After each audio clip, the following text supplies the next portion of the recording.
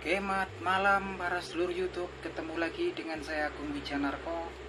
Oke, para sedulur, di malam hari ini seperti biasa saya pengen ngajak para sedulur-sedulur saya, sobat-sobat saya, teman-teman saya yang sudah subscribe dan join di kanal YouTube saya ini untuk ngobrol-ngobrol santai seputaran berita terbaru sepak bola, seputaran informasi terbaru sepak bola. Jadi teman-teman, alhamdulillah teman-teman, timnas kita, timnas kesayangan kita, timnas merah putih, timnas Garuda bisa lolos ke babak 16 besar fase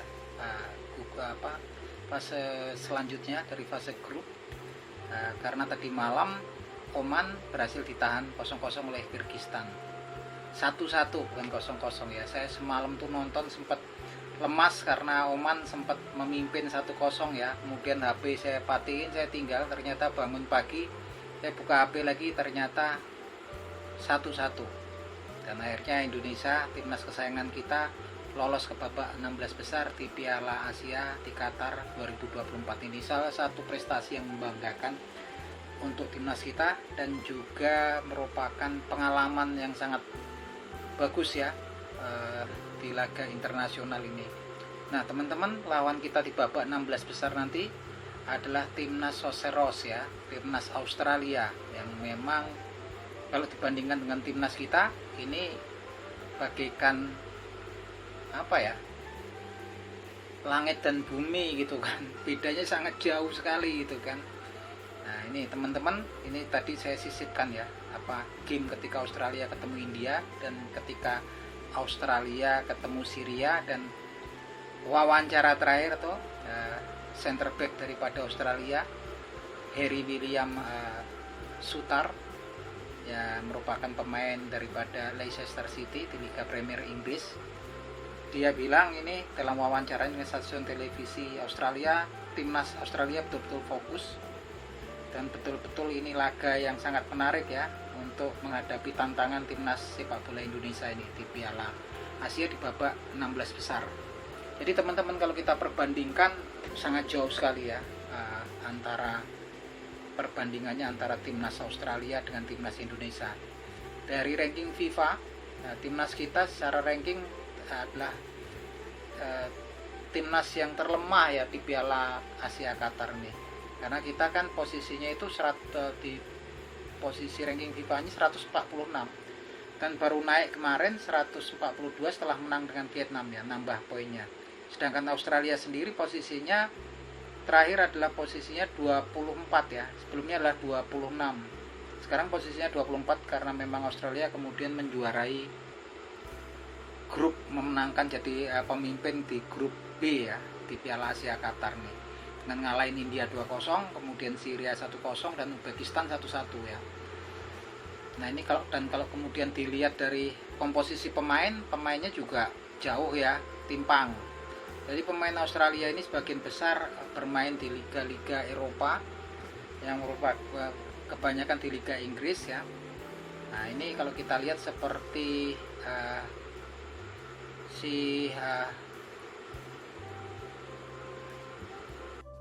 William Sutar, ini center backnya, ini kan Harry William Sutar ini center back yang tinggi badannya 198 cm ya, lebih tinggi daripada Elkan Bagot ya. Ini adalah salah satu center back key player di Leicester City ya, di salah satu klub Premier League. Dan kemudian juga ada Craig Godwin. Craig Godwin ini sayap kiri daripada timnas Australia.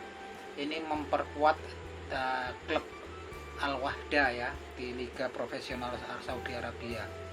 Dan juga ada Cameron Burgess, ini left back, full back kiri daripada Ipswich Town ya, tempat Elkan Bagot bermain gitu kan. Dan yang paling berbahaya ini saat ini adalah pemain tengah Australia yang berambut gondrong, yaitu Jackson Irvine ya. Jackson Irvine ini attacking midfielder daripada Hull City. Ini bahaya sekali nih Jackson Irvine, kemudian Craig Godwin gitu kan. Ini dan ada Marco Tilio ini winger ya, winger kanan daripada Australia. Marco Tilio ini yang memperkuat ini, pemain ini dari Glasgow Celtic. kemudian ada Jordan Bosch juga pemain di klub Liga Profesional Belgia itu Westerlo. Jadi pemain-pemainnya Australia ini pemain-pemain inti dari klub-klub tempat mereka masing-masing. Sedangkan kalau timnas kita kan pemainnya masih pemain-pemain cadangan ya, seperti bahkan sebagian adalah pemain di kelompok umur seperti Justin Hubner nih masih kelompok umur ya, belum jadi pemain inti di Wolverhampton Wanderers belum dia kan. Kemudian Elkan Bagot juga di Ipswich Town ini barengannya si Cameron Burgess, tapi kan Elkan Bagot masih jadi pemain cadangan ya, belum menjadi pemain reguler. Dan Sain Patinama, terus Rafael Struijk ini pemain-pemain. Ivar Jenner juga pemain di Utrecht tapi juga belum pemain inti, masih pemain cadangan gitu kan. Pemain-pemain yang masih perlu waktu untuk berkembang, untuk mencari pengalaman. Nah kalau dihadapkan dengan Australia, pemainnya udah pemain inti di klubnya mereka masing-masing gitu kan. Dan kalau saya lihat tipe permainan Australia, teman-teman bisa lihat di beberapa video yang saya selipkan ya, timnas Australia ini kayaknya tipe permainannya mengandalkan winger ya, walaupun juga dari tengah bahaya, tapi dia lebih fokusnya lewat winger, alur serangannya winger kanan yang paling sering ya, winger kanan dan winger kiri ya. Craig Godwin sama Marco Tilio ya, ini mereka nyusur wingernya ini kayaknya bagus banget, kontrol bola sama dribble bolanya di atas rata-rata. Dan yang bahaya mereka ini ngirim crossing baik dari kanan ataupun kiri, yang tentunya ini berbahaya sekali karena pemain Australia tinggi badannya rata-rata di atas 185 cm ya, paling yang 170-an, 172 atau 175 ya Marco Tilio, itu pun winger nggak masalah gitu kan. Yang bahaya ini adalah Jackson Irvine ya. Jackson Irvine ini attacking midfielder, tingginya 189 cm. Ini pemain-pemain tengahnya ini rata-rata di atas 185. Dan kalau backnya si Harry William ini tingginya, Harry William Sutar ini 198 cm menjulang ya.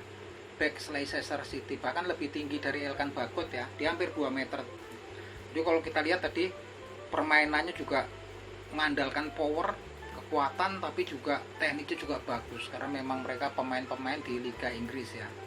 Nah ini tampaknya memang tantangannya berat sekali, dan jangan sampai teman-teman nanti juga nyalahkan timnas ataupun menyalahkan pemain-pemain kita, menyalahkan kemudian Coach Sintayong ya. Saya juga ngerasa kemarin kesel kalau lihat Jepang kayaknya kita masih belajar sepak bola gitu kan, ketemu Irak. Ball possessionnya itu sampai 72 untuk Jepang ya, kita cuma 28% gitu kan. Sama ketika sama Irak juga segitu kan, hampir 70% ball possessionnya yang menguasai Irak. Jadi seakan-akan kita masih belajar sepak bola, tapi kalau kemudian kita tahu kiprah Jepang ya mungkin kita juga akan wajar lah gitu. Jepang ini 19 besar dunia gitu kan. Jepang sekelas Jerman pun digilas sama Jepang gitu kan. Dan memang tapi kita harus ngambil intinya ya, inti sari daripada pengalaman ketika berhadapan Jepang sama Irak. Yang jelas sama Jepang itu taktiknya luar biasa ya. Jadi ketika bola lepas dari pemain-pemain Jepang, sekalipun di kiper langsung di pressing habis ya. Pemain-pemain kita kayaknya nggak siap dengan pola permainan yang pressing ketat seperti itu ya. Seperti ketika kiper Hernando Ari kemudian ngoper ke Jordi Amat ataupun kemudian ke Justin Hubner, mereka langsung dikepung sama winger sama strikernya Jepang tuh pressing ngejar terus, nggak ngasih kesempatan untuk menguasai bola. Dan terkesan kita panik ya pemain-pemain belakang kita ketika dapat pressing keras daripada pemain-pemain Jepang. Belum kalau dilihat dari postur juga besar-besar, tinggi besar pemain kita yang naturalisasi gitu kan, sekelas Keito Nakamura, terus Dazen Maeda gitu, Ritsuki Doan itu kan tingginya juga sekitar 175, 177 ya. Takumi Minamino juga cuma 172 cm. Tapi mereka pressingnya juga luar biasa gitu kan. Sekelas si Jordi Amat yang tingginya di atas 180, postur kekar, ada Justin Hubner gitu kan. Bisa juga panik ya, dapat pressing ketika mereka menguasai bola di belakang. Jadi memang perjuangannya sangat berat. Dan saya pikir itu tipe permainan Jepang tuh patut kalau kemudian diadopsi oleh timnas Indonesia, dan patut kemudian untuk dipelajari lah oleh seluruh skuad timnas Indonesia gitu kan, dan jadi masukan buat Coach Sintayong nih. Taktiknya bagus banget Jepang ya. terlepas memang kemampuan individu timnas Jepang di atas rata-rata pemain kita. Begitupun juga Australia, kurang lebih mirip-mirip lah sama timnas Jepang. Kalau mereka ketemu juga seru kan Australia sama Jepang.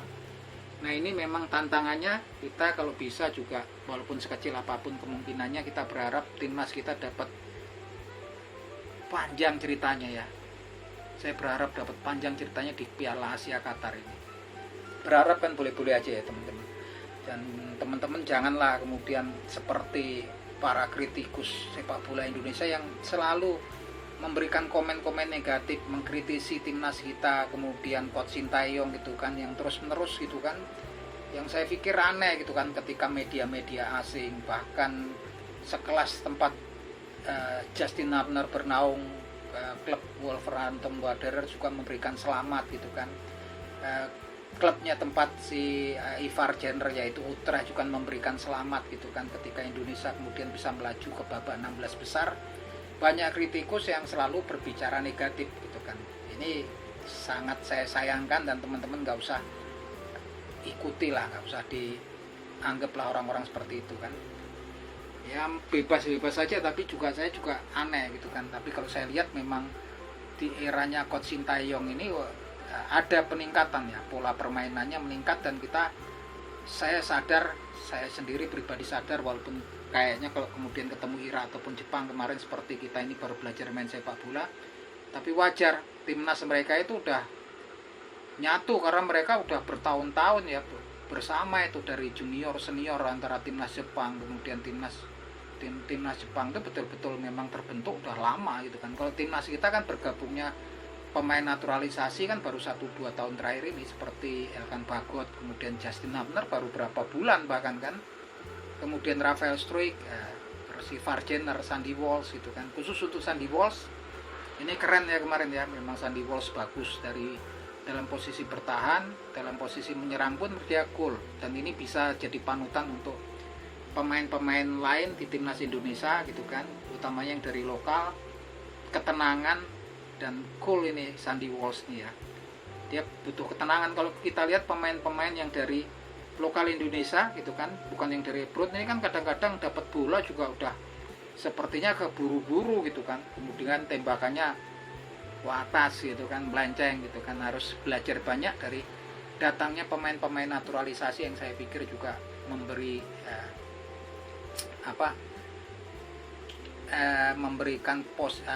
memberikan atmosfer positif di timnas Indonesia gitu kan. Dan saya juga berharap banyak kita masih, selain Piala Asia, di kualifikasi Piala Dunia kita masih punya harapan. Kita akan ketemu Vietnam, juga ketemu Filipina nanti ya, dan saya harap agar lagi-lagi juga ketemu Irak, yang 2 kali kita udah digundulin, dipecundangi oleh Irak.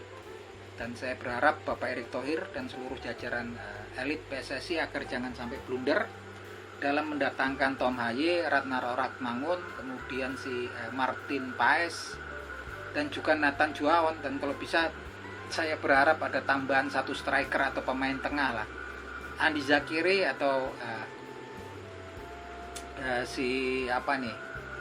pemain tengah yang dari Vukovar tuh, yang main di Liga Kroasia, Jordi Moherman itu kan kita berharap ya. Kalau bisa sih malah Milian Menhoff ya, cuman mungkin berat kalau Milian Menhoff nih masih muda, dan memang kayaknya sepertinya akan nanti juga dipanggil oleh timnas Belanda ya. Nah, paling enggak dapatlah pemain-pemain untuk yang memang barisan menyerang ya teman-teman gitu kan, karena memang yang bertumpuk saat ini kan pemain-pemain belakang, pemain bertipe bertahan ya. Yang masuk juga Nathan Juaon, tipe pemain bertahan gitu kan. Paling yang punya naluri menyerang, attacking midfielder ataupun winger adalah Ratna Roratmangun sama si Tom Haye. Semoga berjalan dengan lancar dan secepatnya, karena takutnya blunder, karena bulan Februari kita udah pemilu, pilpres gitu kan. Tentunya jangan sampai kemudian blunder lah gitu kan, apapun itu, walaupun cuman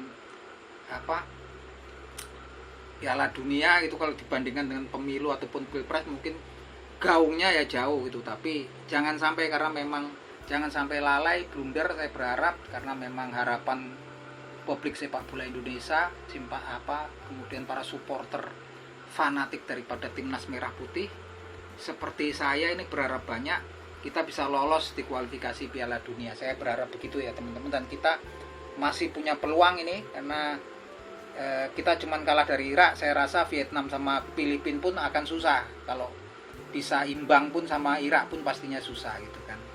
Yang jelas kita masih punya peluang. Besok kita akan berhadapan dengan Vietnam, Irak di Jakarta, kemudian Filipina juga kita akan ketemu home, laga home.